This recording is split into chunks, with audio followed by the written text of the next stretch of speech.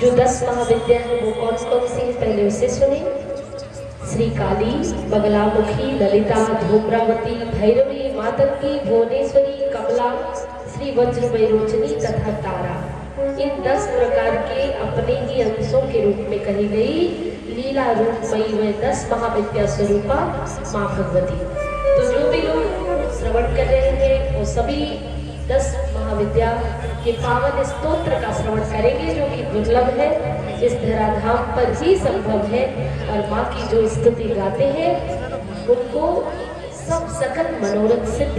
करने वाली माँ 10 महाविद्या। तो आइए दोनों हाथ गोद में रखें, माँ भगवती का स्मरण करने, माँ भगवती के 10 महान रूपों का चिंतन मनन करें 10 महाविद्या के रूप में, जो माँ भगवती त्रिपुर सुंदरी ही 10 महाविद्या के रूप में विराजमान होती है।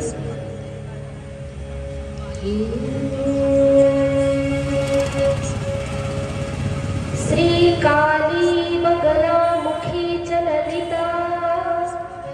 धूम्रावती, भैरवी, मातंगी, भुवनेश्वरी च कमला,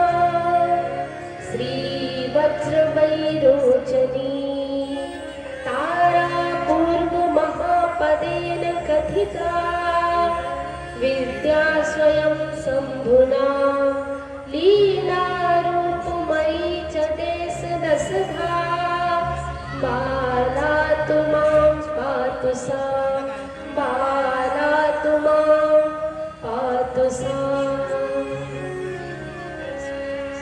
श्यामां श्याम घनावभास रुचिरा, नीलालकालंकृतां, बिम्बोष्ठीं बलिशत्रुवन्दितपदां, बालार्ककोटिप्रभां, त्रासत्राणकृपाणमुण्डदधतीं, भक्ताय सानोद्यतां, वन्दे सङ्कटनाशिनीं भगवतीं, बालां स्वयं कालिकां, वन्दे सङ्कटनाशिनीं भगवतीं, बालां स्वयं कालिकां, ब्रह्मास्त्रां सुमुखीं बकारविभवां, बालां बलाकीनिधां, हस्तन्यस्तसमस्तवैरिदशनां, मन्ये दधानां गदां, पीताम्भूषणगन्धमाल्यरुचिरां, पीताम्बराङ्गाम्बरां, वन्दे सङ्कटनाशिनीं भगवतीं, बालां च बगलामुखीं, बालां च बगलामुखीं।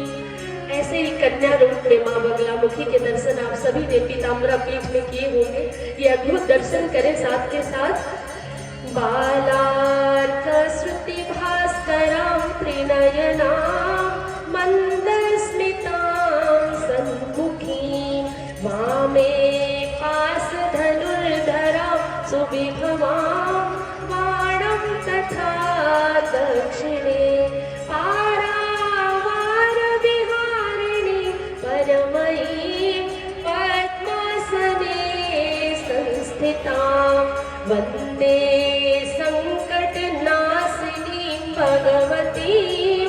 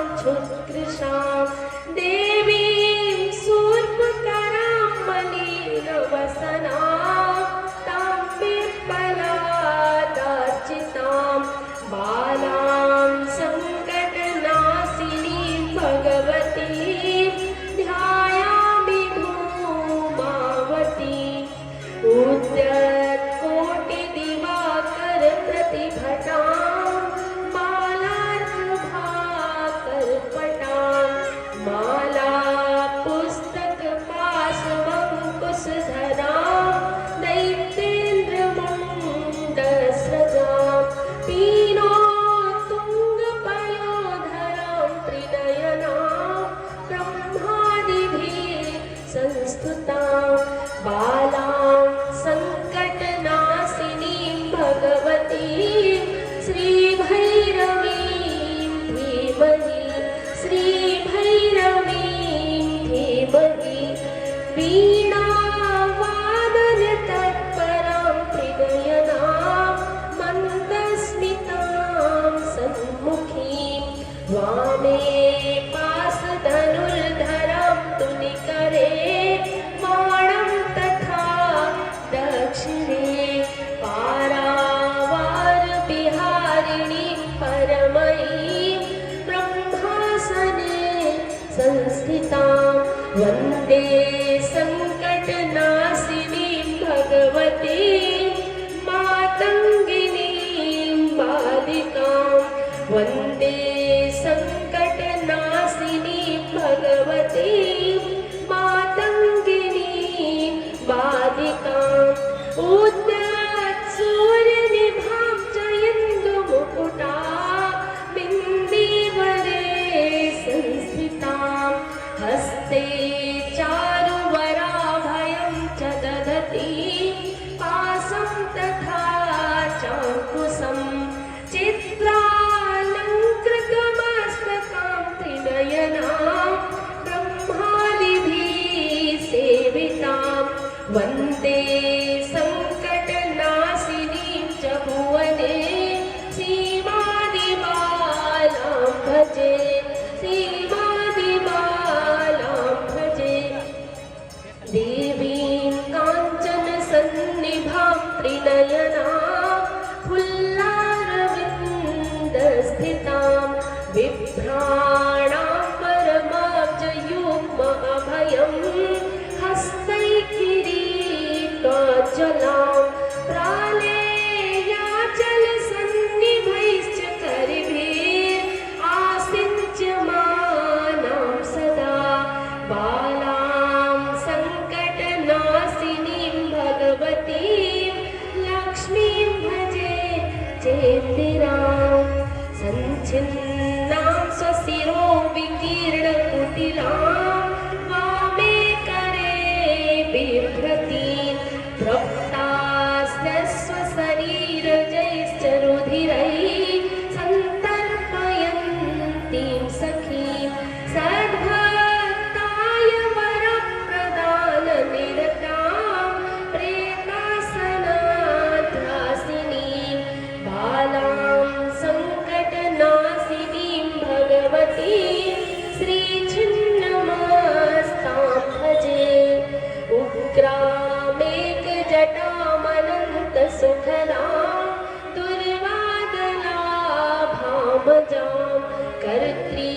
खड्गकपालनीलकमलां